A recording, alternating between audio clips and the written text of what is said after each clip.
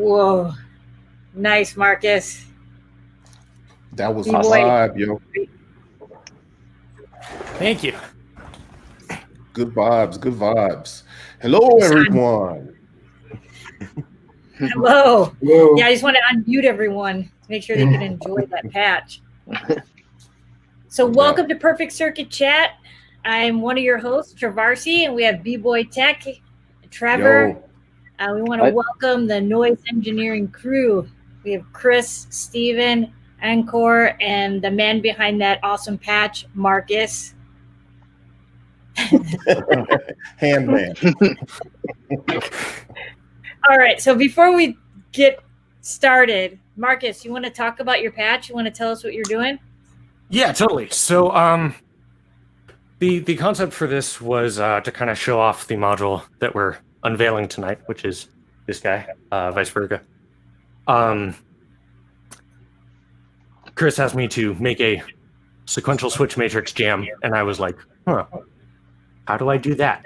So the concept here was basically I took a single sequence from Metropolis, and I used this switch to kind of modify that and send it out to two voices, which came from Plonk and an LIP that I have off screen.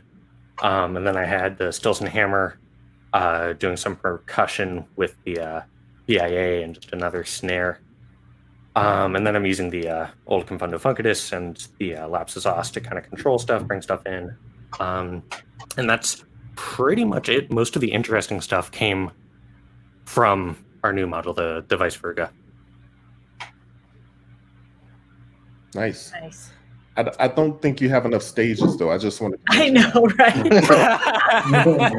Let's count them, folks. There, like 17. No doubt. That was a great patch, though, man. It was really a vibe. It was a whole mood. Yeah. Yeah. So should we start talking about the new thing? Please. Yeah. You mentioned it, Okay. and I see it in that World corner premiere. Yeah, Yes. world Premiere. You're hearing it here first. You're gonna see it. Everyone in Yeah. the chat. So this is Yes. Vice Verga. So this is a sequential switch, and it is not your normal sequential switch. It is a noise engineering sequential switch. And what that means is there are 8 inputs, there are 8 outputs, and they're configured in a matrix. So you can do more than what your standard, 1 in, multiple outs, or multiple ins, 1 out sequential switch will do.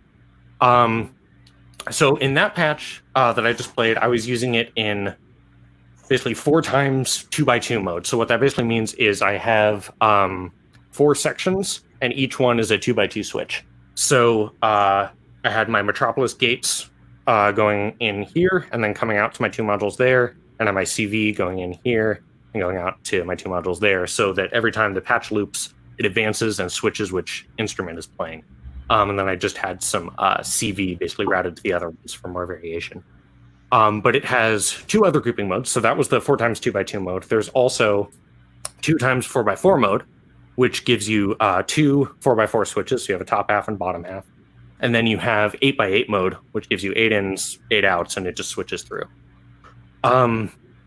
But of course, that's not all. So we have the behavior switch, which changes how it does the switching. So M is the standard mode. So it just advances sequentially, depending on however you have it grouped. S mode in the middle gives you random single switches. So basically any input can be routed to any output within that group. And then the top mode will route any input to any number of outputs. So it's a much more randomized thing. And then the right switch controls the advanced mode. So we have forward at the top, we have reverse in the middle, and then we have pendulum at the bottom. There's a few ways to control switching. So we have these manual buttons here. We have reset and advance. There's an encoder, so you can offset stuff manually with that.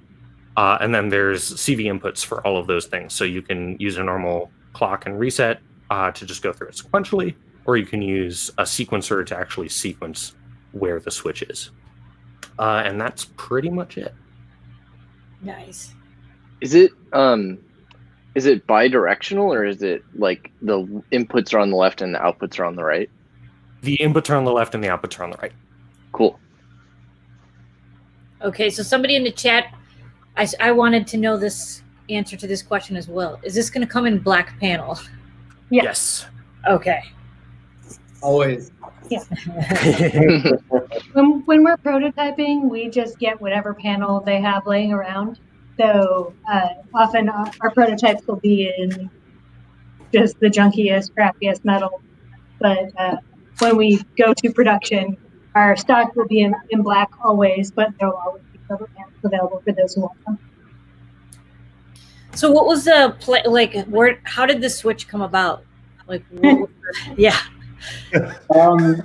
Pretty simply, I think a lot of us know Skylar, who works at Ankoor Haven. He just said, you should really make a sequential switch. And I looked into it and looked at what was out there and was like, yeah, I should do a sequential switch. That was pretty much the entire genesis. But that was 4 years ago, at least. This has Have been you like been working on it for 4 years? Say that again?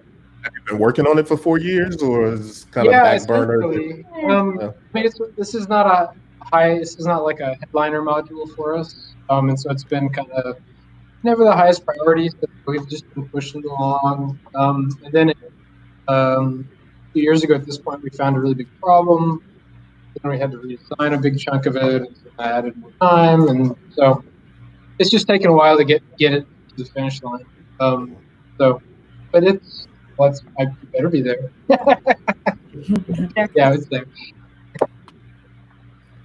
Nice. So I can patch together a couple examples if you want. This has, I think, 19 patch points, so it takes some time to get this together. Let me just grab a clock here.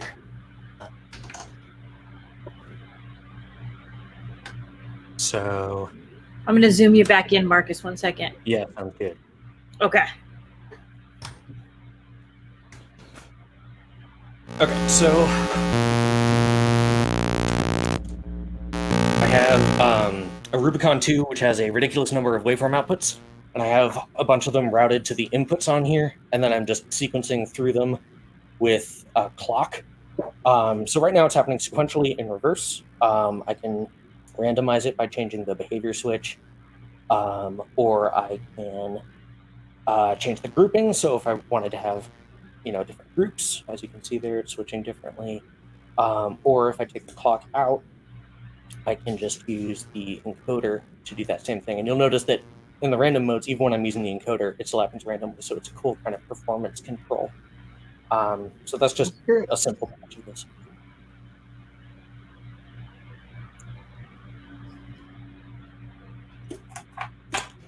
So then, of course, we could also do the reverse of that. So we could send, an oscillator to a bunch of different sources or any sound really, and then switch what processing it's going through.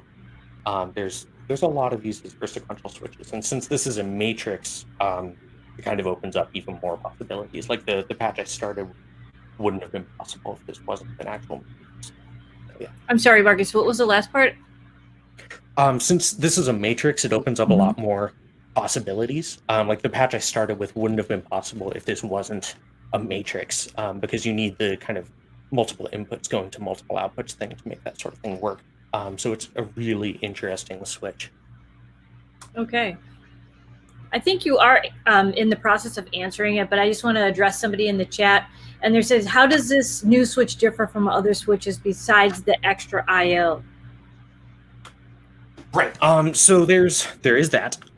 There's the just pure number of inputs and outputs that you have.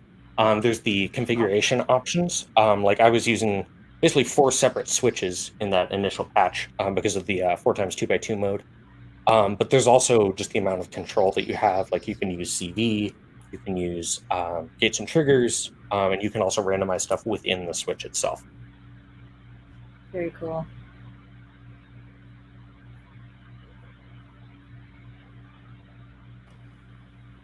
And then what does the knob do? So that lets you manually advance through the switches. Okay. So since you can use CV to control the position of the switch, you can also use the knob to offset the incoming CV, or you can just use it as a manual control. So what are your plans for release of this on this module, for as far as shipping and to the public, or? So we don't have. Yeah, we're not sure. Okay.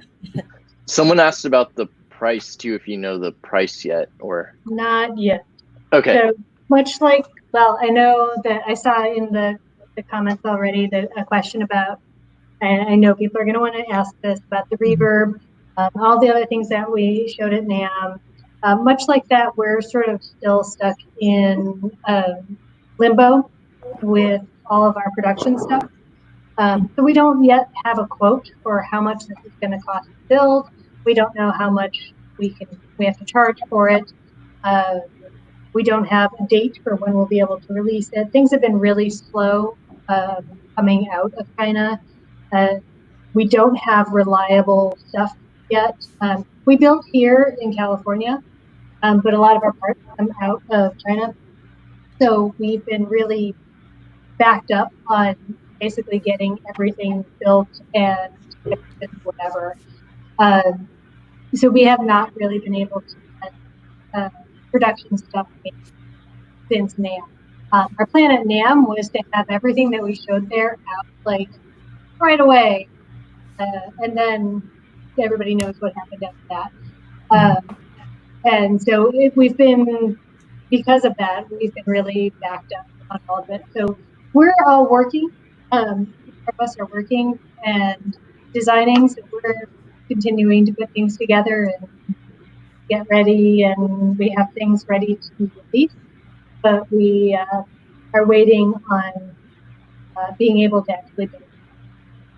Nice. Does at a time like this, and considering the circumstances, does that kind of give you time to design new things or explore new things, or how do you kind of make do with the fact that, because I figure if you were releasing all these modules, you'd probably be busy with that phase of the game, right? Yeah. So, I mean, I think the reason the VV is coming out now is because we actually already had hardware, and we were able to finish the testing and the kind of finalization.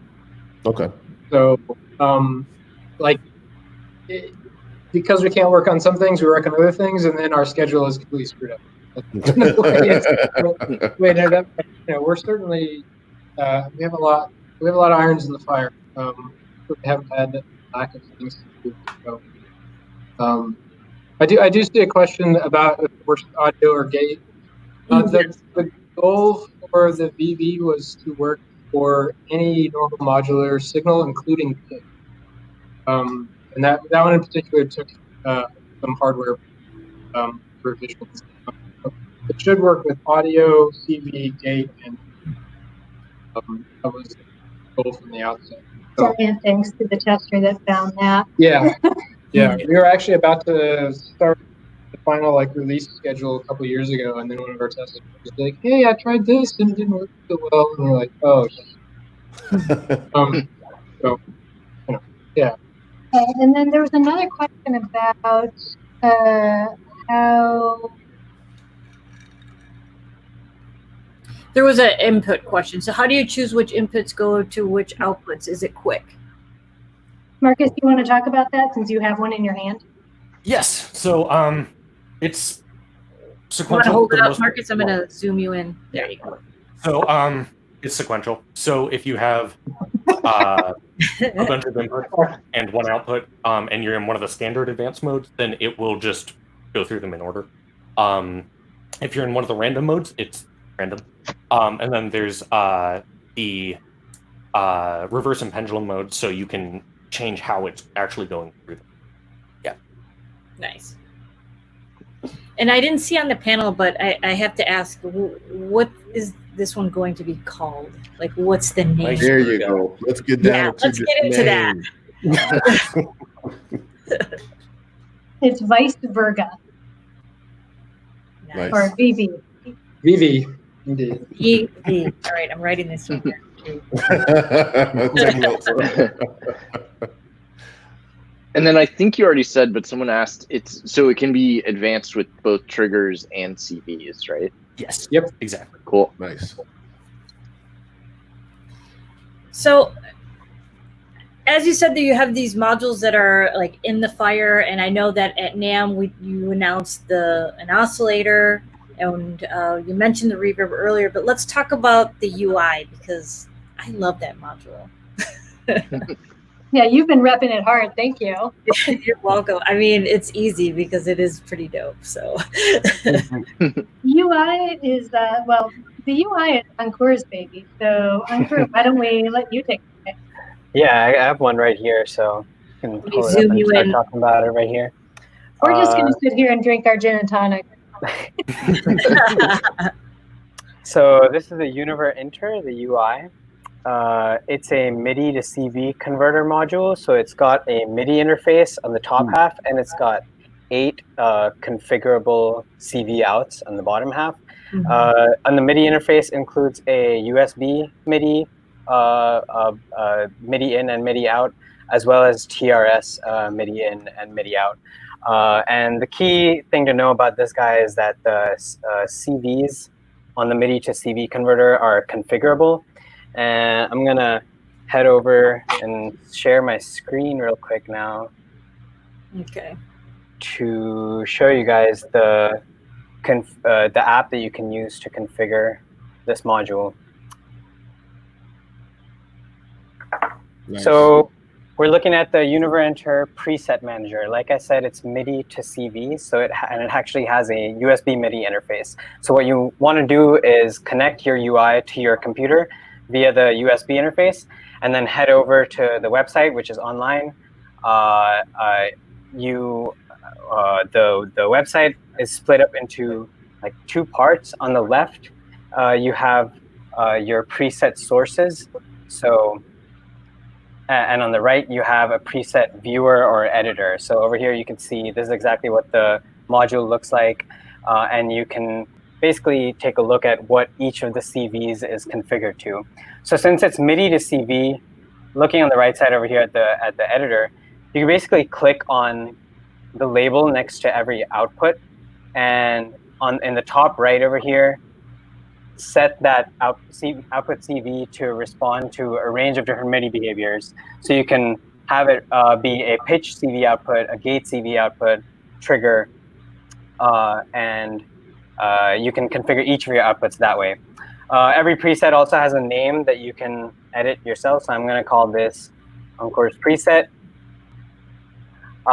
And like I said, on the left, you can also use the left as a source for some presets to edit. So on the top left over here, we have a set of fixed presets that we provide on the web app. So I'm going to click through a few of those. These provide starting points for you to build your own presets to make the UI basically whatever kind of MIDI to CV converter you want within the scope of the MIDI behaviors. So, for example, we have a clocks preset over here that configures each of the CV outs to a different beat clock. So this is basically a clock generator preset. Another example is the drum preset, where you can map each of your CV outs to triggers that are triggered by specific MIDI notes. So this way you can convert your MIDI keyboard into like a drum kit, basically, where you can trigger each of the CV outs by pressing the correct notes. And on the bottom over here, we have the device manager. That's what actually lets you communicate with the UI that's connected to your computer. So I've connected a UI to my laptop right now. This card over here shows up to give me a little bit of information about the UI that's connected. So first of all, it's telling me that there's a preset on there with the name 8 drums. So I can view that preset, pull it up on the viewer on the right. So right now the preset is 8 drums. I'm going to call this 8 drums Ankoor. And then at the top of the editor, I can save it to that UI.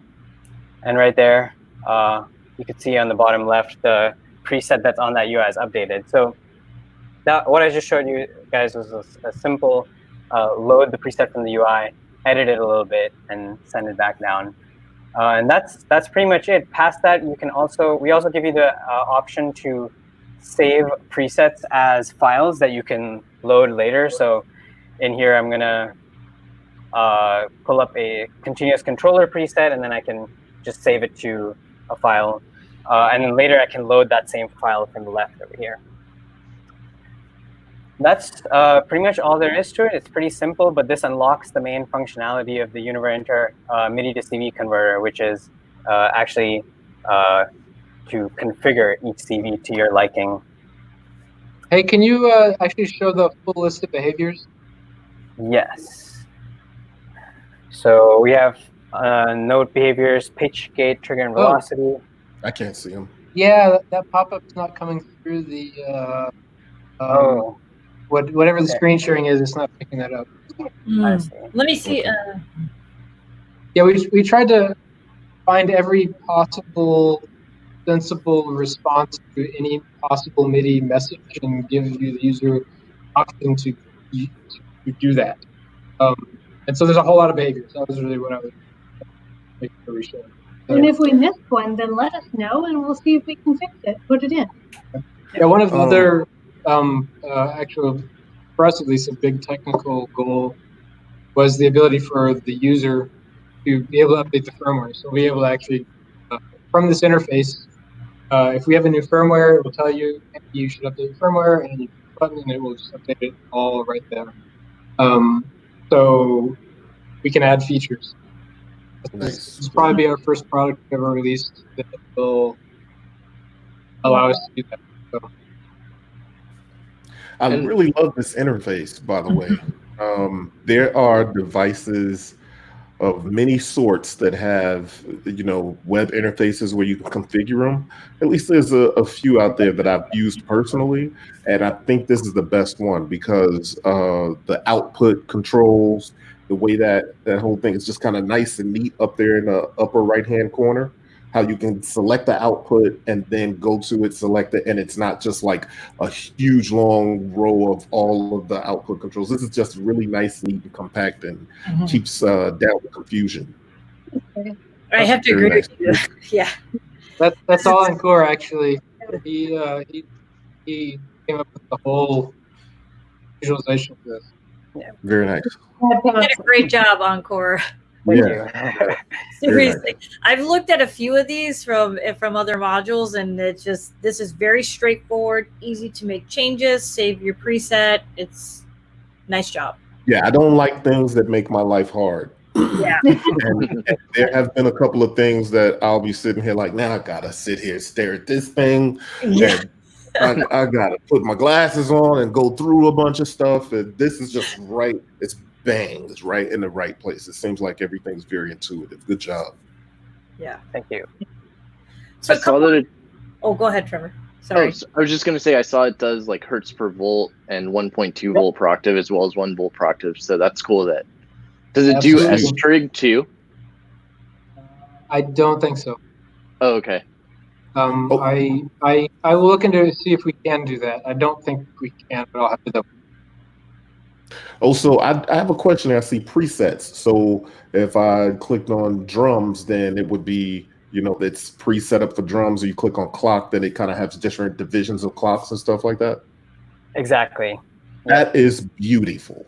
That's absolutely brilliant, because that's the other thing. I mean, just because we do modular doesn't mean we want to sit and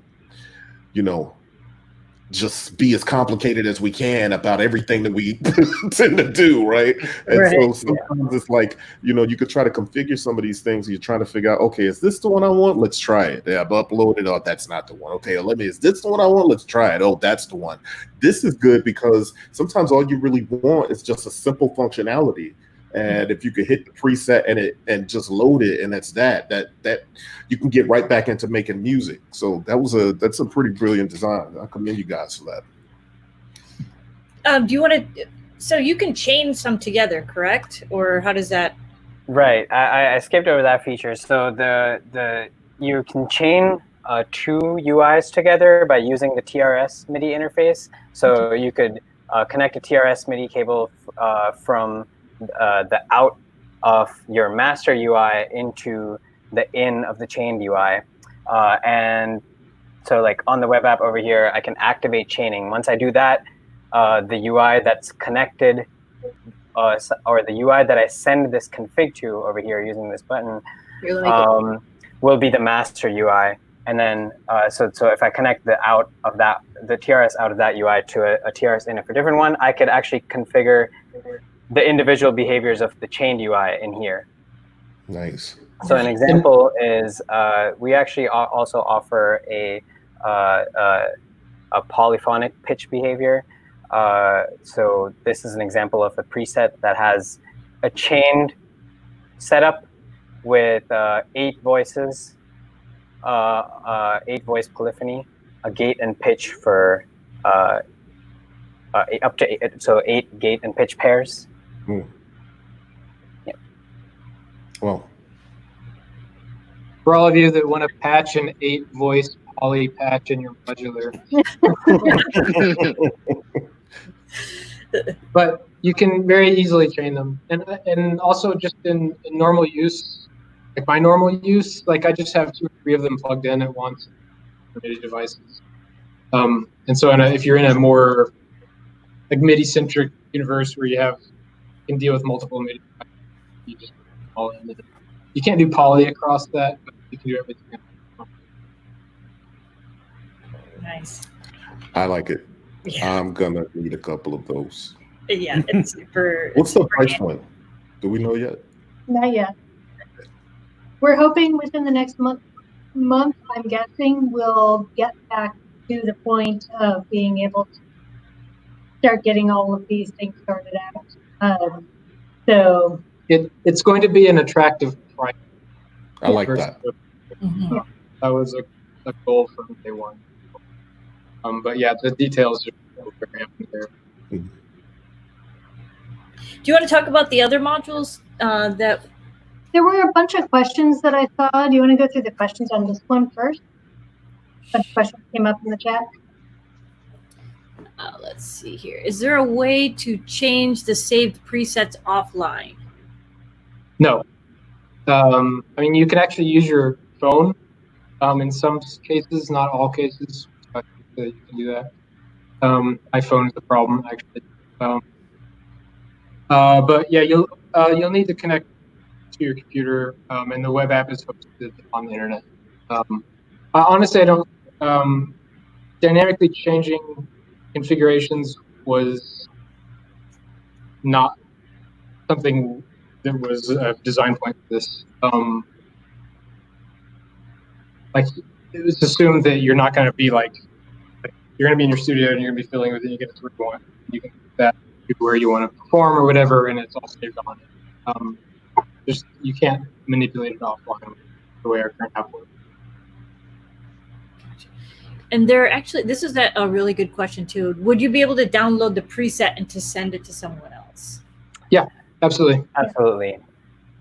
There's a very important question here. It says, I got a noise engineering fanboy tattoo. Can I show it here? Oh, John, no, absolutely. You can. I'd be disappointed if you didn't. That's right. There you go, John. Permission to showcase. Yes. Let's see. There is another question. Let me scroll back a little bit. About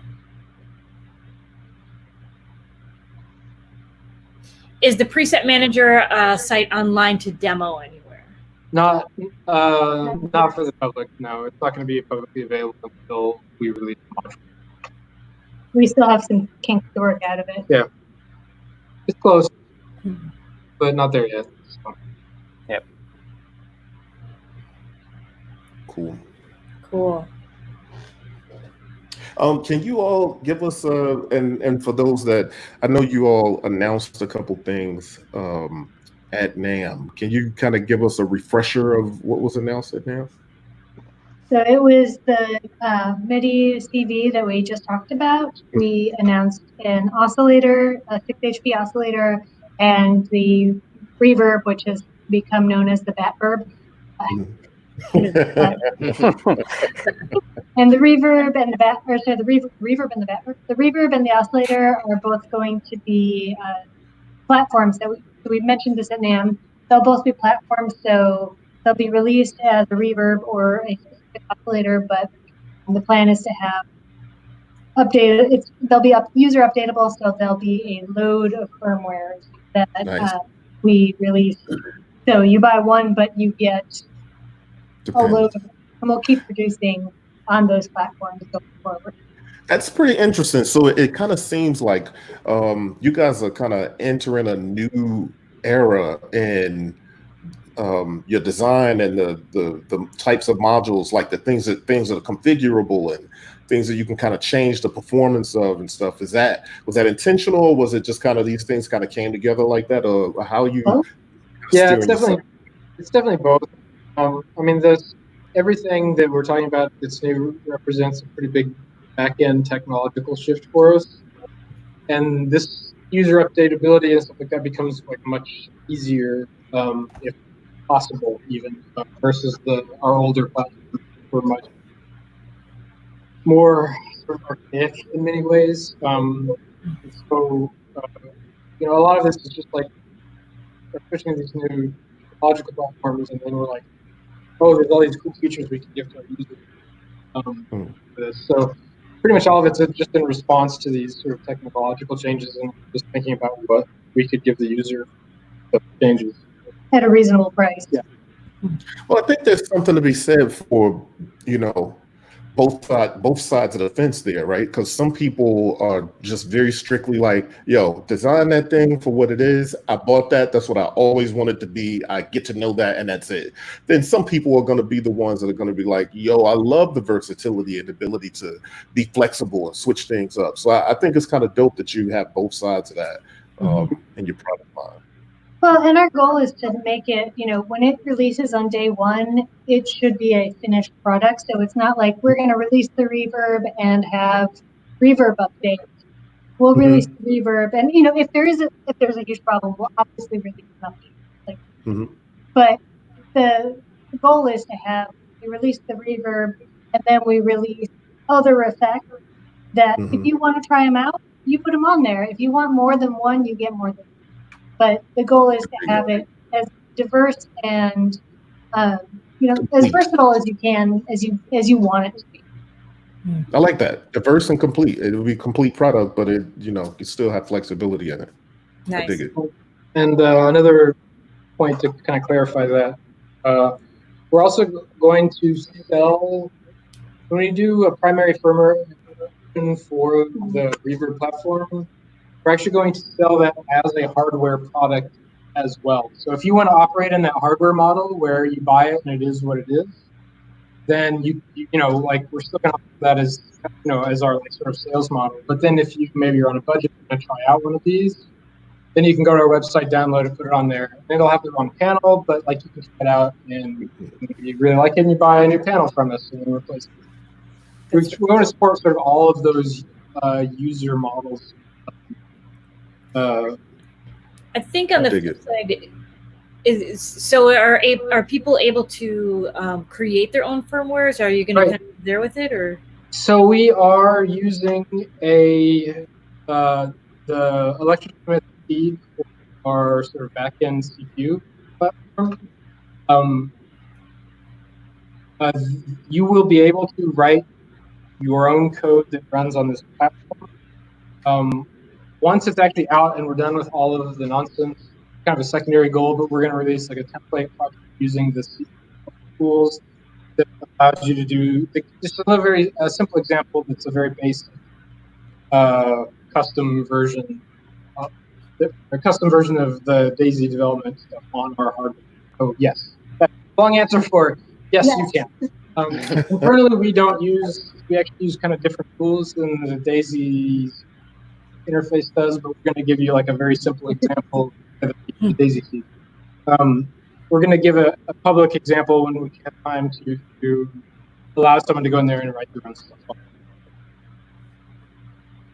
Cool. I was curious about the because the oscillator is stereo, right? Yeah. I was just curious because the idea of a stereo oscillator sounds interesting, but I've never really used one. So I was just wondering if you like playing with the prototypes, if you've come up with cool patches or like interesting things to do with a stereo oscillator. I think it's awesome, but For the record, the reverb is also stereo. yeah. To be clear. Oh yeah. Yeah. I mean, this was another like platform thing. Hey, the platform's stereo and stereo out, so try stereo oscillator. I really like it because you can have tone controls affect the stereo field. So you can, just like straight up if you're patching, you automatically get a stereo field that changes as you're twiddling the knobs. So yeah, pretty small. I'm laughing at Wambra's asking if Ankoor has an effect on because his internet is so glitchy. I just. Is it I was me? trying to Mine? figure out how to answer that. Oh, Ankoor? Oh. It's the glitch effect. Yeah. No, Wambra, just glitchy internet. Actually, I think that's just the camera. Max Headroom or something like That's it. it has that to it. Jordan asked what other firmwares are in development, and I'm just going to say working on it. All right. More than this many. Yeah, a lot. A lot. I feel like that's some multiple of 5 because you did it like this. Right. I'd love to release 30 firmwares. It's all about. There you go. So there was a mention back in the chat here. Are the names of the modules Latin? And do you want to kind of talk a little bit about that? Like how you come up with the names and how you even started that journey in the first. Yeah. The answer is sort of. Bastardized Latin-ish. There's this fantastic. Honestly, they all came from a very specific root. There's this really, really wonderful video. It was filmed back in the late 70s, maybe early 80s. It's on YouTube. If you search for Turbo Intabulator, it's a guy doing essentially just this complete nonsense techno babble monologue. It was actually based off of a paper that was published in an internal Westinghouse journal in the 1930s. It was also just meant to be this scientific paper that was just complete and utter nonsense. That's really where it came from. It was like very sort of like technical sounding names that are essentially, in many ways, nonsense, have some sort of meaning that is likely just for humor. It sort of evolved into a very Latin-y. The earlier names are actually kind of more Greek, but it's actually harder to find good Greek dictionaries that then easily that turn into a Latin script. So Latin just became the default go-to for crafting the names. And Jacob, yes, we get this question pretty much every time we talk to anybody. I ask them every time I see them in person, just because. Like the Pons Asinorum. Asinorum. Yeah. I mean, that's a whole other joke, because that's a name for one of Euclid's postulates. And it also is the literal translation is bridge of Athens. You should just Google Pons Asinorum. There's actually a really amazing history associated with that stage. So that one is actually also a friend of mine's band name. Wow. And he told me that, and I was like, shit, that's the new name for this module I'm working at. That's perfect. The band's name was Pons Asinorum or Bridge of Asses? No, Pons Asinorum. Yeah. Oh, okay. The original Right. had Pons, but it was a different second word. And then he told me a name Pons Asinorum, and I was just like, oh, I got to do that. What's funny about what you said is that, most of the early ones were more Greek, and then most of the things kind of transformed to more Latin. And I just kind of see you throwing down a Greek dictionary like, we've used this one up. Right. No, I even still try to sneak in Greek roots when I can. It's just, honestly, it's just a lot harder to find roots. The character set is really the like they have a completely different character set And so it's hard to, don't want to actually use Greek characters because people who think our names are crazy now would be really upset. You all should like design an interface that gives you like bits and pieces of Latin words that you could almost like spin the wheel and get a name and have a contest for the next module with your customers. That would be dope. Yeah, that would be cool. Actually. Yeah, we probably can make that happen. No problem. Get on it, Ankoor. Yep, you know it. Yeah, somebody in the chat said then any module name generator. There you go. Things are being born here.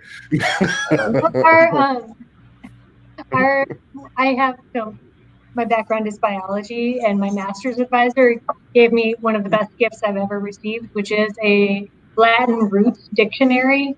So I have spent entire days just like digging through that when we were stuck on a name, like, no, hold on, I'll get it. That's great though. It's like naming a new baby. Yeah. Nice. Yeah. Oh, gee. So a Latin speaking spell. Yeah, that works. Yeah. Well, brother. No doubt. I just want to say, just touch base with everyone in the chat. Thank you so much for all your comments. And just if you have any other questions, please continue to drop them in there so we can get them to the team while we have them all here. This is a great opportunity to get your questions out. We got a question about George and Daisy, so. Yes, I wanted to ask you about them too. I was just gonna make them big. There's George. So George is working hard. Focus in, Trovarsi. Yes. They're doing well. Nice. Nice as dogs. If you heard any like tinkling sounds, that was him shaking his collar around. And if you hear farting sounds, that's definitely George. Good disclaimer. I like it. I mean, you can ask Markus and Ankoor. They've been around. They know these dogs. Yeah. Guard for life. Yeah. So I want to ask a question. Is I had a lot of fun coming over to do the noise cast. That's what it's called, right? The noise cast. Noise blast. Yeah. Noise blast. I'm sorry. So the noise blast, I had a lot of fun coming over to do that. And I thank you guys again for having me over. But tell us how that sort of came about and, how long has it been going on so far? Well, it's been on a hiatus for the last couple of months. We started it about a year and a half ago. So the noise blast is where we just have, we usually have two performers come and play here in this room, which is our downstairs living room. And we live stream it. It's a ton of fun. We usually try to get two people that do pretty different things. Modular or not, I don't care. But in general, what we were looking for was to celebrate good music that we like, people who do music that is cool. And, like I said, I don't care if it's modular. I don't care if they use our product. I just want it to be a celebration of cool music. So we started that, like I said, about a year and a half ago, I think. That sounds right. Maybe. I don't know. All the days are blending into one. I feel like when you live in SoCal, all the seasons kind of, the year kind of runs. I don't know. Yeah. I have no clue what's happening. But we started a while ago, and the goal was to do them every couple of months. And originally we had been doing a different series, and it was every month, and that just seemed like too much because it's in our house. So it's a lot to organize and just get people lined up and, make sure that the living room is clean and, all of those things. So We are hoping that when we are able to all be in the same room as each other again to start it back up, and Trovarsi is definitely on deck, and just keep going with more people. Yeah, Jono was actually slated to play our last ill-fated one. It wasn't tacos, man. But we'll still feed you. But we feed people. We provide all kinds of food and booze and whatever that people want, and we just have a nice day of music and let people enjoy it. That's the goal of Noise Left. And our friend Sean is our host, and he does an interview of everybody so that He's a good host too. he's great. He's really great. He can ask all kinds of great questions. So I like it in that it's supposed to be modeled after sort of the old time 60s variety shows where the host interviewed people and whatever. And I like it in that you get not just the music, but you get a feel for the actual performers as well. And that was a big part of what we really wanted to get out of it. Nice. Yeah, I kind of got that feel, and I really like the format. The format is very specific. Like it's a 20-minute performance, 10-minute interview, 20-minute performance, 10-minute interview, and you get your whole hour out of that, and you walk away having experienced some great music, knowing a little bit more about the person behind the music, and it's a good time. It's a very good idea, and it's just a very warm, inviting environment that you guys set up. So good stuff. Yeah. I like that you get to hear the different genres of music too. It's not one specific. I'm looking forward to playing. Yeah. I can't wait to have you. There was a question in the chat, just any happy, unexpected music-related moments you'd like to share during your quarantine times? Markus or Ankoor, do you have any? You guys have I learned how sequential switches worked. Hey. Doing.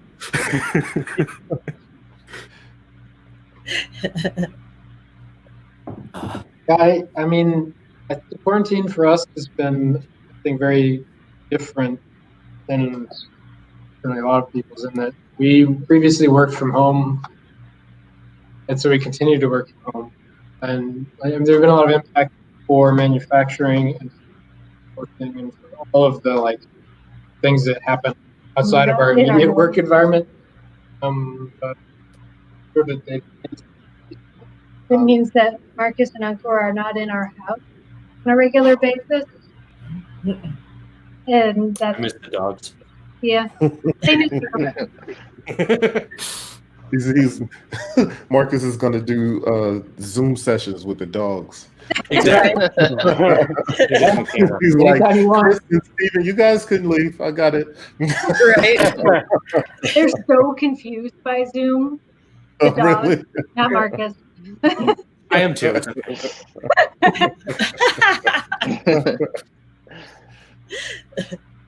That's really funny. And you guys also have a blog too. You want to talk a little bit about that? Because there's always been some really good tips on there and learning about some information about various artists. Markus? Sure. Yeah, we have a blog.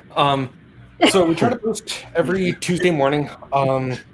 It'll generally either be a post from me talking about either a concept that I thought was cool or something a user asked us, or one of our modules, or not one of our modules, or we'll have guest posts from other artists, like we had Snakes of Russia recently, which was really cool.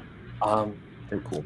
And we try to just share interesting things that are somewhat related to modular.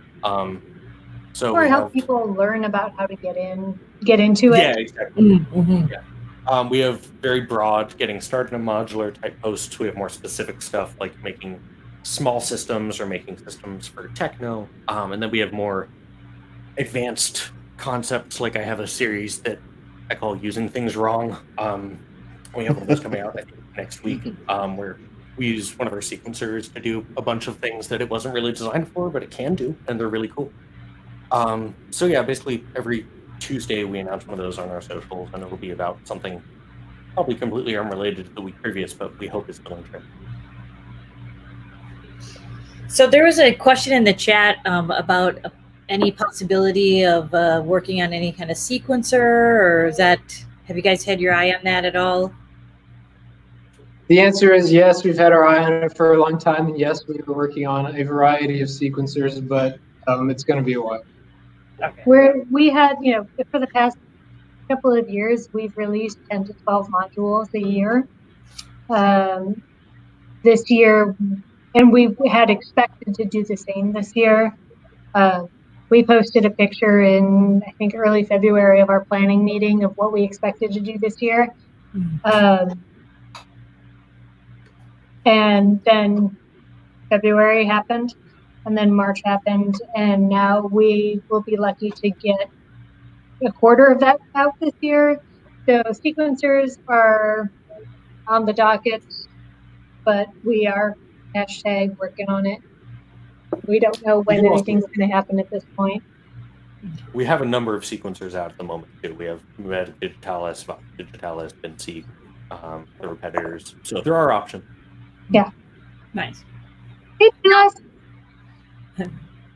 I have a question for you, and someone else mentioned in the chat. Is there any vision for a system? And I mean, you guys have a ton of modules. I mean, as soon as we possibly can. I pretty much feel like you can make a system. Yeah, it was like that was was our highest hardware priority for this year, is to finally mop up the last few little bits that we need to actually do. Like, we're not going to do a system because we have enough modules to fill the case. Like, and we had a couple of pretty big gaps.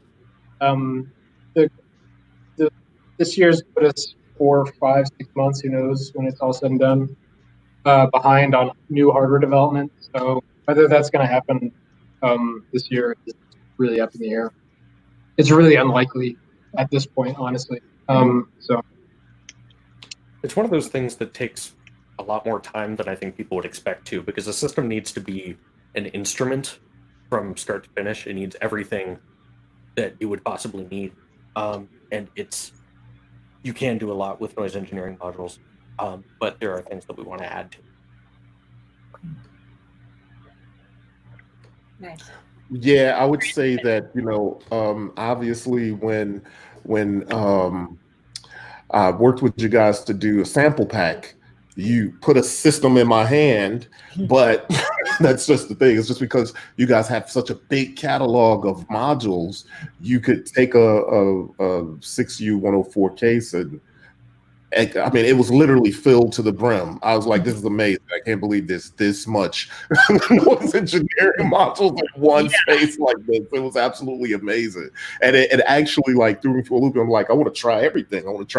So I had to keep making myself focus back into the sound design. Like, what I put together for you was not something that I would ever want to sell as a complete case. I did that for you because I knew you were going to be using it with a lot of outboard gear. It was not, as Markus said, like a complete instrument.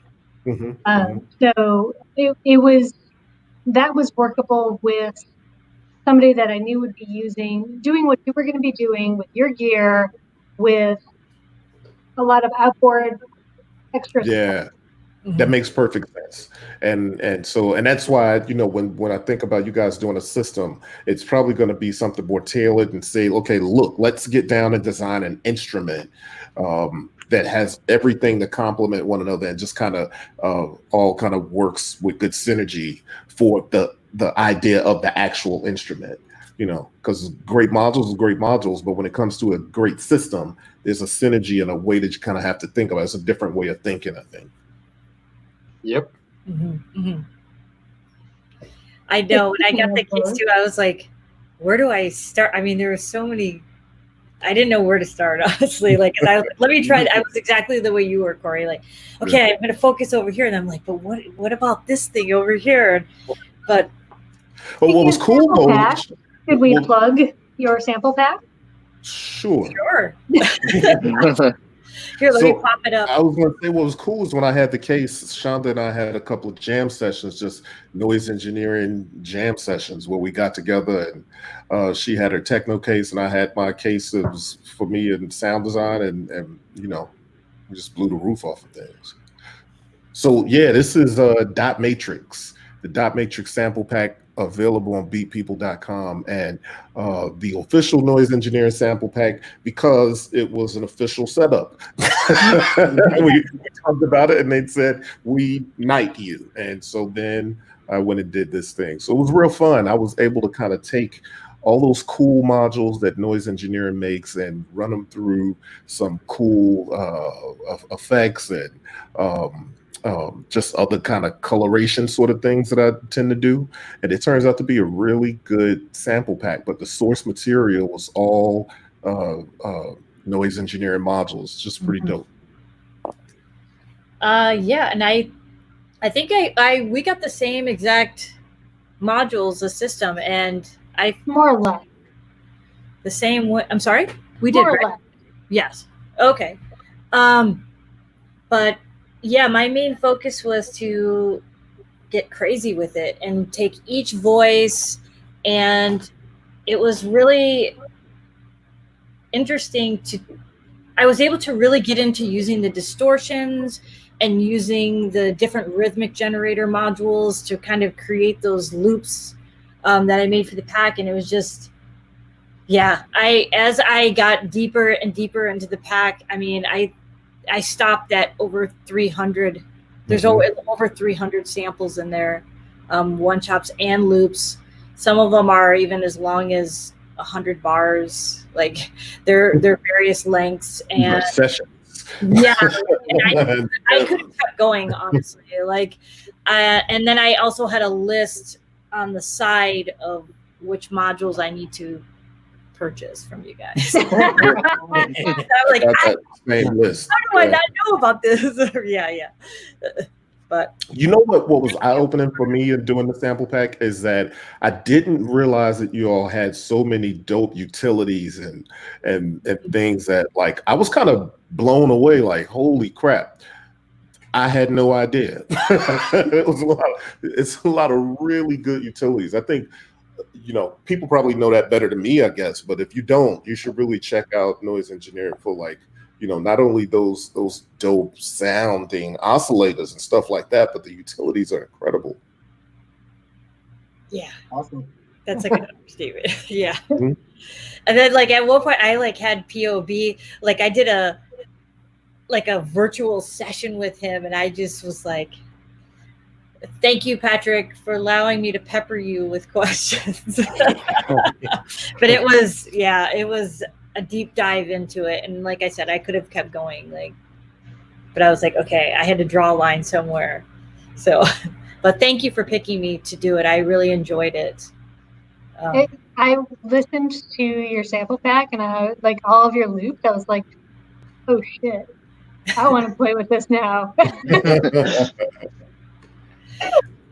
Yeah, all of their sample packs are amazing. Check them out. Thank you. Yeah, I mean, I really wanted to. I mean, I know my heart is in techno and then house, but I wanted to keep it really interesting, like, and make some crazy sounds for people that are using them for other genres or doing different things, like, but also still keep in that vein of, especially with the looping and adding some swing and things like that to get some grooves in there. So, yeah. Nice. But thank you guys for coming on, and like seeing the whole team. Like, it's always a pleasure to see you guys. It's nice to be one place ish. Sort of see everyone. And Markus, your patch, as always, like, yeah.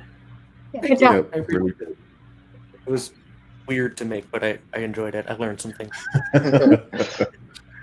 Nice. Now you got to make a video on it so the rest of us will know when we get that switch in our hands. Right. It's coming. Yeah. Right. I just want to give a shout out to the chat to see if anyone else has any other questions for the team here while we have them on. And I'm just going to kind of quickly scroll through and make sure I didn't miss anyone. Giant thank you to everybody that showed up. Like, there's a ton of you. Thank you. And so many familiar faces. Thank you. Yes, lots of love for noise engineering. Indeed, indeed. So, Stephen, are you? He's heading up there right now. Nice.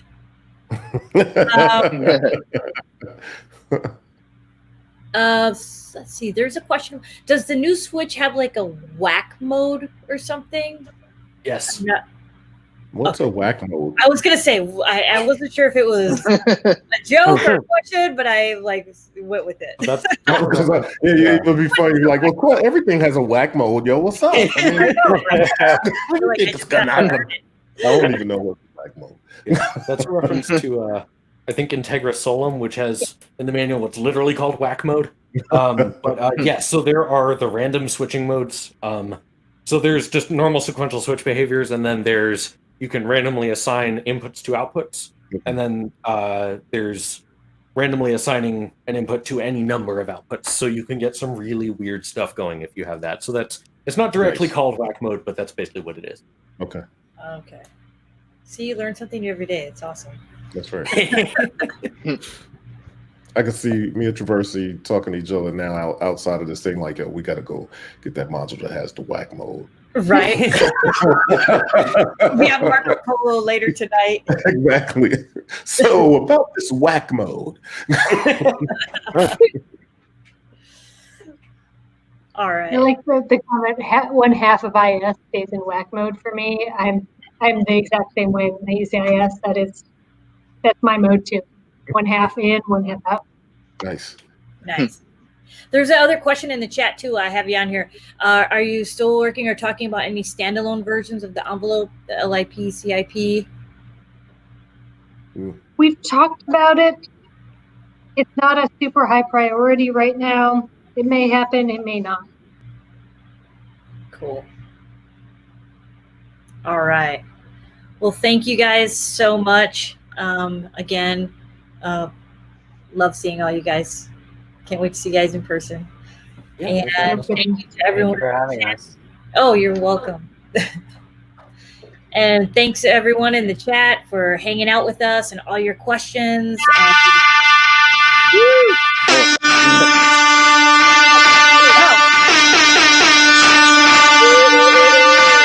What just happened? That's B-Boy shout out to noise engineering.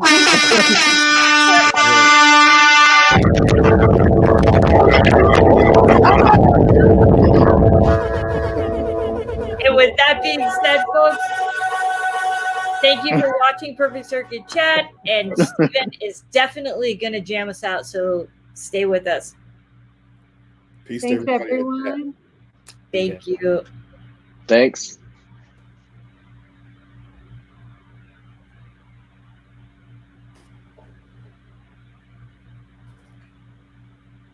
He says to somebody, win something.